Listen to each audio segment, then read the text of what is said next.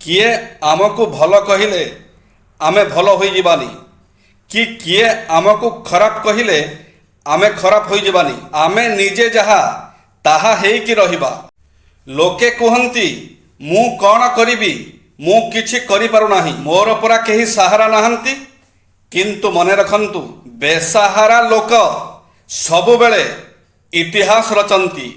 मीठा शब्द ही मनीषर दर्पण अटे। चेहरार कौन अच्छी से तो समय अनुसारे बदली जाए। खराब अभ्यास जेते मधुर हेउना कहीं दिने से रोग सृष्टि करिब।